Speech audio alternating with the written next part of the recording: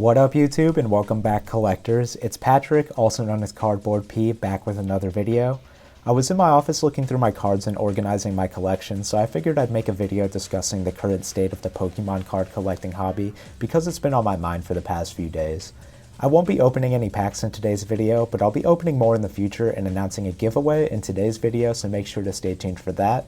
But I just wanted to vent about the state of the hobby. And before we get started, I just wanted to say that these are just my thoughts as someone who enjoys collecting more than most things in the world, and I made this channel to document my collecting journey and the collection I've grown over the past 6 years. I'm no expert in collecting cards, but it's something I'm very passionate about, so I figured I'd sit down and give my 2 cents on the current state of the Pokemon card collecting hobby in 2025.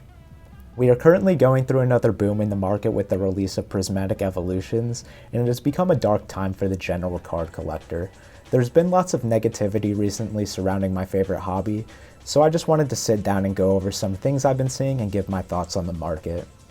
The first thing I wanted to discuss is how there's been a huge influx of people entering the hobby for the sole purpose of reselling and holding sealed product and cards as investments. Lots of sneaker resellers and crypto bros have been investing in flipping cards and products to the point where some of the things you see are just insane. When collecting sealed product, I see the appeal of collecting booster boxes and elite trainer boxes of your favorite sets, but at some points it just becomes excessive. For example, when you have 24 booster boxes of the same set you don't intend to open because they may increase in value in the future. If you want to invest in cards, make sure to only do what's in your budget and make sure that you still have money in case something does happen in real life instead of investing your entire life savings into sealed product. And online you see a lot of communities like Poke Investing on Reddit and Discords dedicated to reselling and flipping random products for profit. Now I think cards are a great investment, but lots of people treat it like stocks and seem to only care about the monetary aspect of the cards rather than the cards themselves. In my eyes, the monetary value should just be an added bonus when collecting. I personally collect cards because I like the artwork and the memories attached to them, and at the end of the day, if the market ever crashed and all of my cards became worthless, I would still be happy with them, and I hope everyone who's investing into cards feels the same way. You can collect however you want, and I'm not here to rag on anyone's choices, or people only caring about the value of cards, but for me, most of the cards in my collection I don't ever plan on selling unless it's to fund another card that I want more, so the value is somewhat meaningless to me in a sense. It's great in this hobby that you can buy, sell, and trade cards, and the cards you get from spending money opening packs retain value, but the recent hype has sent some of the value of modern cards skyrocketing to the point where I think it's very hard for the general person to collect Pokemon cards in 2025. The videos you see from Costco restocks and scalpers fighting over cards truly make me sad. I hate seeing greedy people fighting over shiny cardboard that's primarily targeted towards children, and the people in stores are fighting over products like savages, and I don't think any adult in the community should be acting this way over cards. If you watch this video, I just ask that you treat others with respect when hunting for cards, and hopefully that we see some changes to exterminate this problem in the future. When you go into stores nowadays, you're greeted with empty shelves and scalpers. Last time I went hunting, I talked to a few of the workers, and the guy at GameStop said people camp out at the store whenever there's a release, and the same guy and his friend are always first in line, and they buy out the entire stock so no one else who waited outside in line can get any packs, so majority leave empty-handed after waiting. And when I went to Target on that same trip, there was a group of 15 to 20 people forming a line in front of the card section waiting for a restock, and I was talking to one of the workers and they said it's the same group of guys that just hang out at Target every day waiting for a restock. And the worker said that they are pretty rude to employees and they are at Target every day to buy and resell all the products if there is a restock, and they just camp out there every single day. In my own experience, I've also seen people buying out the entire stock and telling other people waiting that they are too late, all to go around and sell the same product for double MSRP online. It's very frustrating and hard to obtain any packs if you work a traditional 9-to-5 job or go to school, because there's a group of jobless and selfish people who are in the stores every day waiting for a restock to flip for profit. And shopping online hasn't been any better due to the amount of bots and cook groups dedicated to reselling, and they eat up every single restock, so getting hands on products as a collector is very challenging, which has driven the prices of products and cards up. I really hope that Pokemon has more reprints and adds some sort of queue or limits on products to combat the scalping and have more products on the shelves for the collectors, because at this point in time, when I go hunting for cards after work or on the weekends, the card section is almost always empty, and every online restock has been getting eaten up by bots worse than Supreme. I hope to see some more products on the shelves soon, and I know a lot of people feel the same way, so hopefully some changes come in the near future to put more cards in the hands of collectors. And moving into the prices of cards themselves, I'm very fortunate I have the cards that I do, whether I pulled them myself or purchased them, because some of the cards I have now are just ridiculously priced. Tons of modern cards have been making huge jumps due to the rise in popularity of Pokemon cards, hype, and buyouts. So many modern cards, specifically alternate arts, special illustration rares, and illustration rares, have been increasing in price due to the hype, scalping, and FOMO. In the past few months, so many cards have shot up in value, and the market's in a crazy place, and so many modern cards are becoming worth more than a lot of older cards that used to be considered grails that may have been shorter printed, or cards that are lower pop. I'll be making a video in the future giving my thoughts on collecting modern cards versus vintage, so make sure to subscribe if you want to see that. But I think this is the result of more people entering the hobby, whether it's for reselling or collecting, and this creates more demand for products and certain cards, resulting in less stock on shelves and the price of those cards to rise. As new people enter the hobby, there will always be more people that want the newest and most popular cards and sets, driving these prices up. And in addition to this, there are always going to be people, whether it's for content or collecting, paying these resale prices because they're in a position to, and local card shops who get the product at wholesale have also been upcharging for products to the resale market, which I think will only stop if Pokemon prints more of these sets and adds limits to products to prevent people paying over MSRP for packs. I usually don't pay resale for any modern stuff because at that point I'd rather just buy the card that I want instead.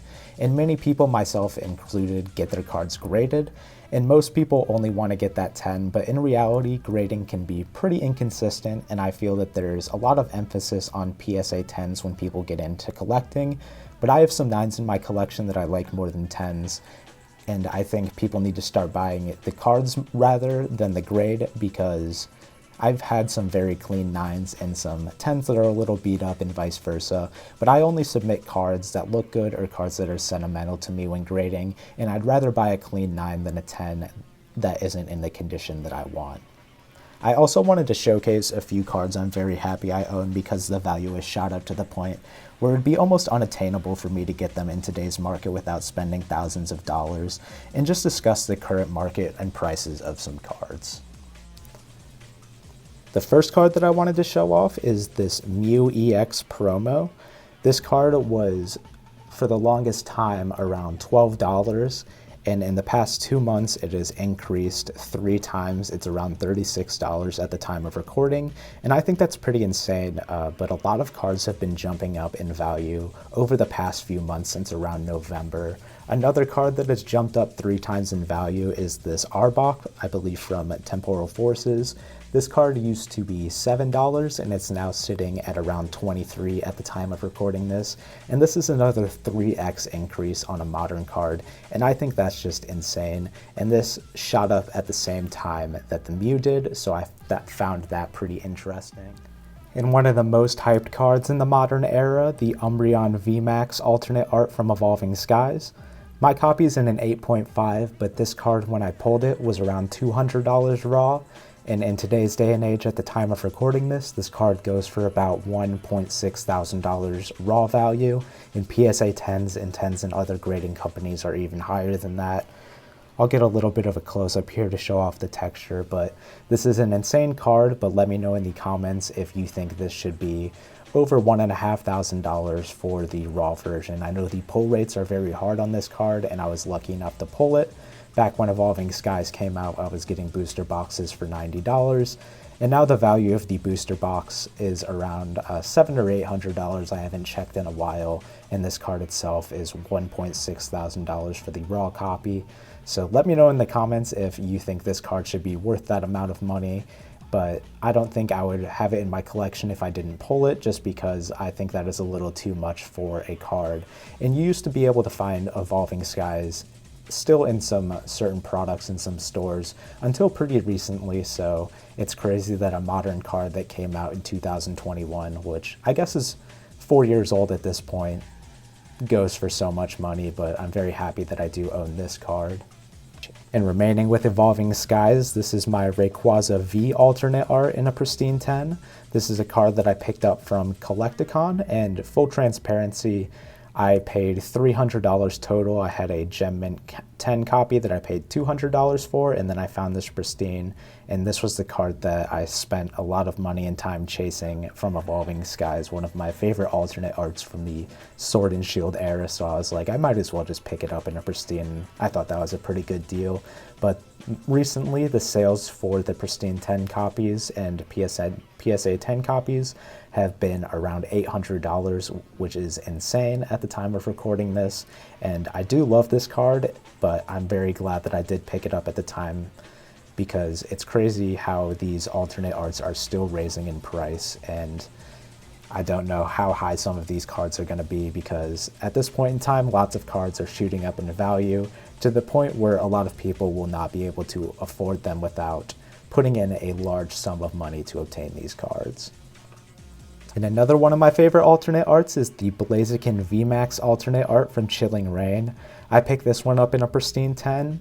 I don't remember off the top of my head what I paid for this. I think I paid around $500.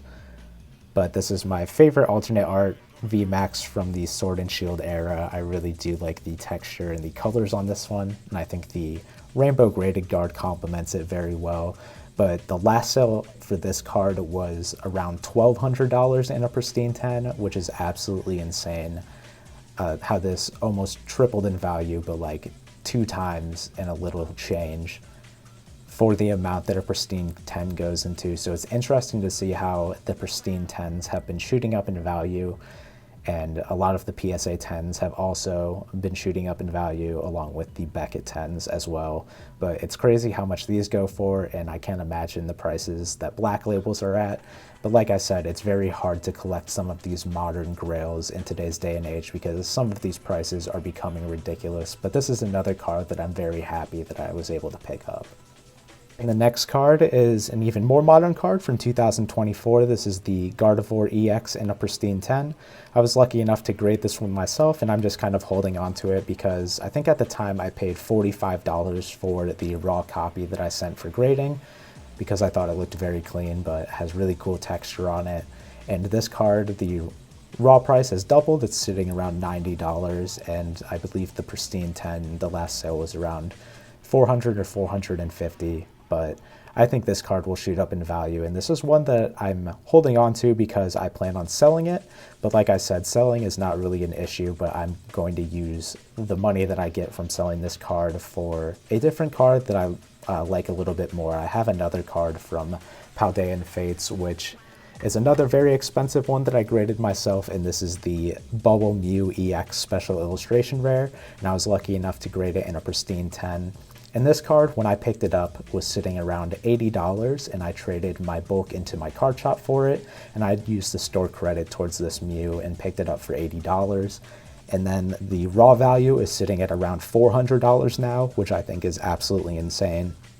It was sitting less than $100 for quite some time, but over the past few months, it has been shooting up stupendously insane value on some of these modern cards. And you can still sometimes find Paldean Fates products in stores. I know that I've seen some 3-pack blisters recently and some tins in the recent past, but this card is sitting at around $1,000 for the pristine 10, and pretty close on the PSA 10 side of things in price to that. But crazy how this card used to be under $100, and now it's 3 figures, almost half a grand, and the graded copies are nearing $1,000, but crazy to see what these modern cards have been doing. The final card I wanted to show off is our giveaway card. This is the Iron Leaves EX Special Illustration Rare from Temporal Forces in a near mint 8. I think this is a very beautiful special illustration rare, and Temporal Forces is one of my favorite modern sets that you can still find in stores. So I figured I'd give away one of my favorite artworks from that set that I had in my collection. So the rules for this giveaway is it is US only, so you must have a US shipping address to enter. And all you have to do is like and subscribe, and make sure to comment your favorite Pokemon in the comments below, or just a happy memory. But there's only one entry per person, and you must be able to contact me via Instagram if you are the winner, and I'll pick the winner a month from when this video gets posted. So make sure to leave a comment of your favorite Pokemon and like the video and subscribe to the channel, and I'll announce the winner of this giveaway in a month's time once this video is posted. It's crazy to me how those cards have shot up so much in value in the past few months. And don't get me wrong, the pull rates of some of these cards are very hard, but it's just insane to see how much things have jumped over the past few months. And you can look at this as a good or a bad thing that many cards are gaining value, but seeing these prices of some cards and how they jumped in value in such a short time is very interesting to me. And I don't think this price jump benefits the normal collector if they can't find any packs in stores, because then they'll have to pay extra money and a lot more money for the hits that they want. And an easy solution to this is creating limits on products in stores and printing more product so more people can enjoy collecting and get packs for retail. And I think once more people can find packs, the prices should settle and come back down a little bit in the future. It's also important to remember that there are other collectors who want the same things you do. So when there's products on the shelf, I always make sure to leave some packs when I find them for another collector to enjoy. And I hope more people do that in the future. And in addition to the lack of packs due to people being selfish, more focus on the value leads to more Team Rocket grunts resealing packs and scamming people, and more fake cards in the hobby. Recently, I've been noticing a rise in the popularity of Pokemon-related content, particularly vendor POV videos and whatnot rip and ships. I truly enjoy all the vendor POV videos and pack openings on YouTube and watch them quite often in my free time, but rip and ships have always seemed a little bit weird to me outside of something like a bigger box break with a community. The rip and ships market for modern cards has always just seemed a bit odd. People are paying over MSRP for someone else to rip their packs for them, and there have been many cases of people switching out the hits and scamming those who participate. Recently, a vendor and a rip and shipper, Pokemon To Go, got exposed and caught resealing packs of prismatic evolutions that were sold for double MSRP on his Whatnot stream. Now, resealed packs and boxes have always been around in the hobby, but it seems like it's been happening more and more on these rip and ship streams in addition to people switching out the hits. It's happened in the past with sports cards as well, but I've seen it more and more with Pokemon on Whatnot in the recent months, and hopefully Pokemon can make some changes so more people can purchase packs at MSRP from a reputable source and don't have to deal with scummy people and rip and ship scams anymore. In addition to resealed packs, I've seen tons of videos of fake cards, whether it's fake raw cards, PSA cards that have been replaced with a fake card in the slab, or improperly authenticated slabs by CGC. It seems that fake cards are popping up more and more in today's market, and recently there was a huge scandal with playtest cards that were authenticated by CGC turning out to be fake. And I mainly collect CGC cards, so this was sad to see, but I always make sure to do my best to confirm a card's authenticity before I buy it. And when these cards came out of nowhere a few years ago, it seemed a little off to me that they were unknown to exist for so long, and they sold for thousands of dollars, and now there's a whole issue with the authenticity of them due to the printer signatures. The guy who sold the cards used to be an employee, but there seemed to be lots of issues with these cards. Some were real and some were fake, and honestly I don't think anyone paying that much money for a card made the smartest decision, because they weren't known to exist until very recently, and they just kind of banked on a company saying it was real. I still collect CGC cards because I like their slabs the most and I like having my cards graded and authenticated, but I don't think this will change much. But it is a good reminder to always do your research before making any purchases and go through the proper measures to ensure authenticity of your cards yourself and not just blindly trust a PSA or CGC slab, as people have been replacing them with fakes.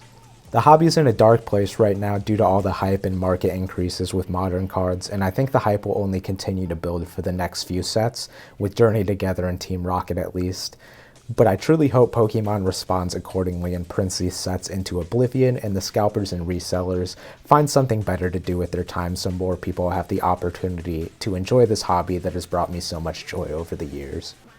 Overall, the state of the hobby and the market for cards has been weighing on me pretty heavy, so I wanted to put my thoughts out there, because I'm sure there are some other people out there who share these same sentiments, so make sure to let me know your thoughts of the current state of collecting in the comments, as I'd love to hear other collectors' opinions on this topic.